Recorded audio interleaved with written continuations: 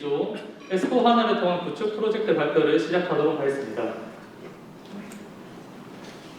우선 저희가 발표하기에 앞서서 말씀드릴 점은 저희 조는 최대한 실무 프로세스에 맞춰서 프로그램을 설계했기 때문에 처음으로 프로젝트 계획을 간략하게 설명해드리고 그 프로세스에 맞춰서 어떻게 프로그램을 설계했는지에 집중을 해서 발표하도록 하겠습니다.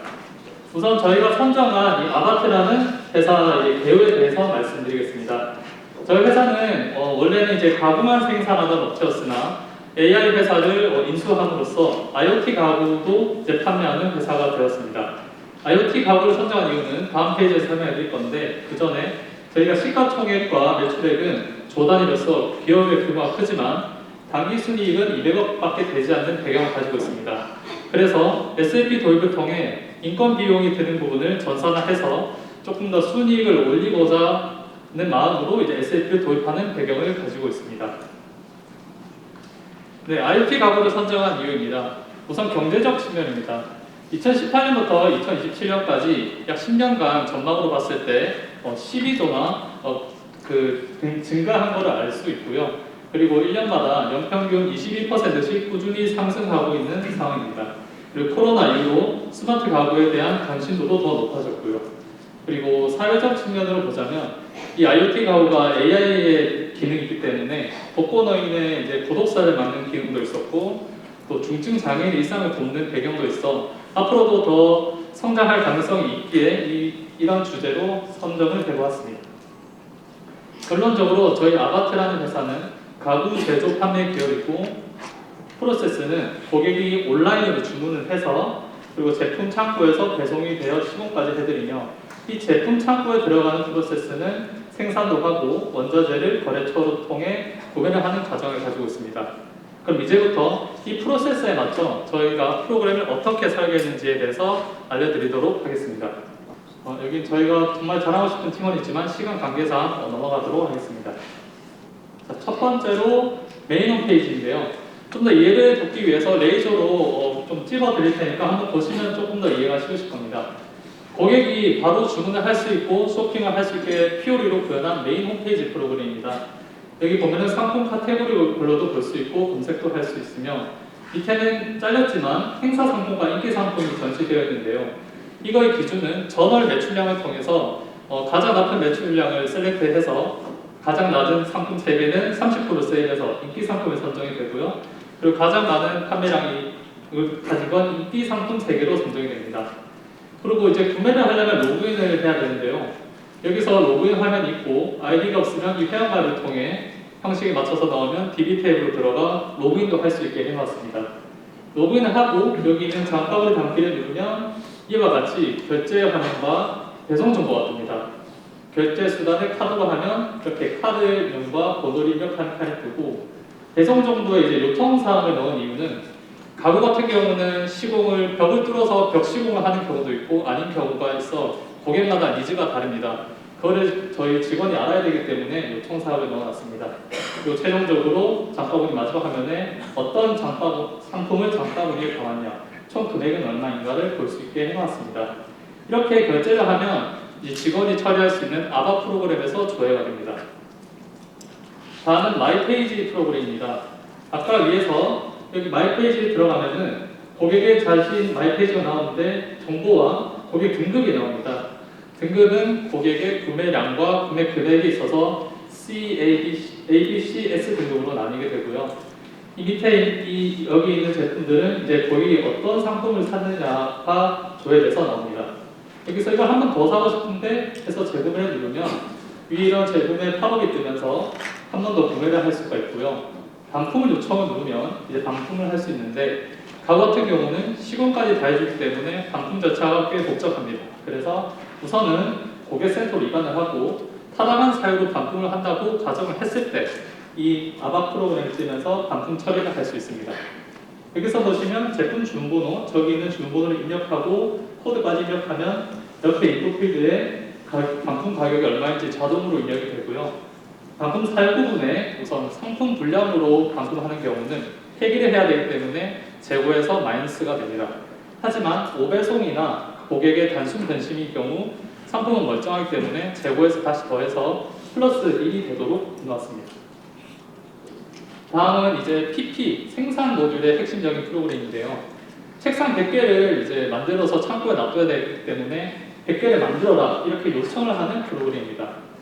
여기서 이 계획 및 Q 현황을 누르면 생산 계획이 위에 스플리터 첫 번째에서 조회가 되고 두 번째에서는 이 생산 계획에 따라서 원자재가 몇 개 출고되는지 확인할 수 있습니다. 그래서 이거를 두 개를 참고해서 이 생산 인풋 값을 넣으면 오른쪽에 상세 정보를 확인할 수 있습니다. 예를 들어 BOM은 뭔지, 담당자는 누군지. 이런 식으로 이제 생산 오더를 만들게 되면은 밑에 탭 스트립으로 인해서 정보를 확인할 수 있게 해놨는데요. 이 왼쪽 밑에 이 화면은 뭐냐면 이 생산 오더에 원자재가 몇 개 들어가는지 한눈에 볼 수 있게 해놨습니다. 조금 더 쉽게 말씀드리자면 책상을 100개 만들어야 되는데 나사는 200개가 들어가고 목재는 50개가 들어간다. 그렇게 한눈에 볼 수 있게 해놨습니다. 근데 생산 오더에 따라 원자재가 부족할 경우가 있겠죠. 예를 들어 책상 100개 만드는데 목재가 500개가 가야 되는데 300개밖에 없다. 그런 경우에는 이렇게 빨간색으로 표시를 해서 구매 요청 버튼이 활성화되게 해놓아서 언제든지 구매 요청을 할 수 있게 현업들이 좀 더 편리하게 쓸 수 있게 기능을 구현하였습니다. 이어서 생산 요청을 계속 말씀드리자면 이 오더가 생성되는 경우에도 헤더와 아이템으로 나눠서 저장이 되게 하는데요. 헤더에는 이 인풋 필드 값 위주로 저장되고 아이템에는 오더 원자재의 정보와 아이템 개수가 저장되게 해서 데이터를 조금 더 최적화하려는 노력을 하였습니다. 이제 이렇게 생산 오더를 만들면 이제 100개를 만들 거다 이렇게 들어가기 때문에 원자재를 공장에서 받아야겠죠. 그래서 원자재 출고 요청을 하기 위해서 이 버튼을 누르면 저희 모든 모듈의 중심 프로그램이 자질 출고 등록 프로그램으로 이동됩니다. 그렇게 되면 수분 유형과 창고 코드가 자동으로 세팅되면 이 해당 생산 오더 번호에 있는 원자재를 출고 등록을 할 수가 있습니다. 출고 등록을 하면 어떻게 되냐면 오른쪽 밑에 이 화면을 보시면 이게 저희 재고 상태를 볼 수 있는 프로그램인데요. 개수가 빠진 것을 볼 수 있습니다. 이 생산 오더에 들어가는 만큼의 원자재가 빠진 것을 확인할 수 있습니다. 다음은 MM 모듈의 핵심 프로그램입니다. 원자재를 이제 저희가 다 만드는 건 아니기 때문에 거래처에서 구매하는 경우가 있습니다. 그래서 구매 요청을 올리고 구매 계획을 해서 계획이 승인이 되면은 이 원자재 구매 오더 프로그램에서 PO를 생성할 수 있습니다. 여기서 이 계획 버튼을 누르면 계획이 승인된 것만 나오고 여기서 거래처를 선택하면 이렇게 PO가 생성이 되는데요. 이 거래처 PO에 맞는 자재 데이터와 거래처에 대한 정보도 밑에 탭 스트립으로 확인할 수 있게 해놓았습니다. 이렇게 생성을 하면 저희 PDF도 형성이 되는데요. 이 PDF로 이 PO의 데이터를 읽어서 스마트폰을 활용해 이 PDF 형식이 만들어진 겁니다. 이렇게 만든 이유는 서류적으로도 많이 PO를 볼 일이 있고 또 고유의 바코드를 생성하기 위해서 스마트폰을 활용하였는데요. 이 바코드를 어떻게 활용하는지는 제가 추후에 다시 알려드리겠습니다. 이렇게 이제 PDF까지 생성이 되면은 거래처에게 이메일을 보내게 됩니다. 저희가 원자재 이만큼 구매할 거다라는 내용과 이 PDF 첨부 파일이 자동으로 첨부되어서 해당 거래처로 이메일이 자동으로 가게끔 로직을 구상하였습니다. 그리고 이제 아까 바코드에 대한 얘기를 계속해서 해보겠습니다. 저희가 이제 공장에서 원자재가 들어올 때 검수를 하지 않습니까?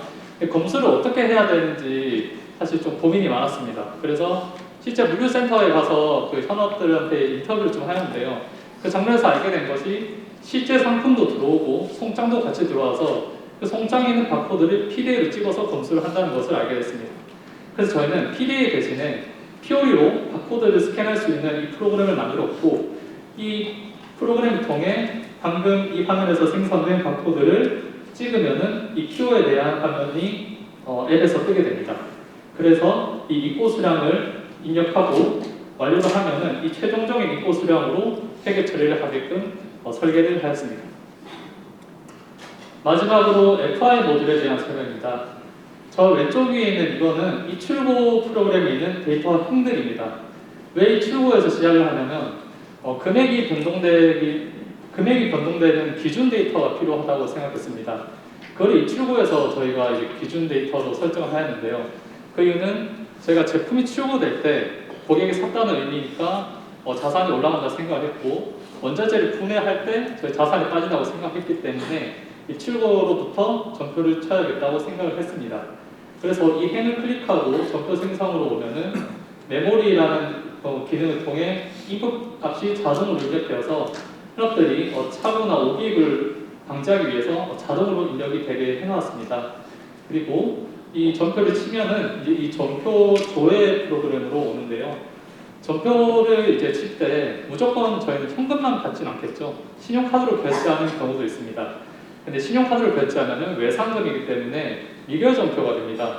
그래서 미결 전표도 따로 조회하게 해놨고 이 미결 전표에 대한 붕괴까지 모두 다 치면은 이제 돈을 다 받은 거니까 관제 처리를 해야겠다고 생각을 했습니다. 그래서 아까 말했던 기준 데이터를 관제 프로그램에서 입력을 하면은 미결 전표와 붕괴 전표가 모두 뜨면서 관제 처리를 하는 것을 할 수 있음을 알 수 있습니다.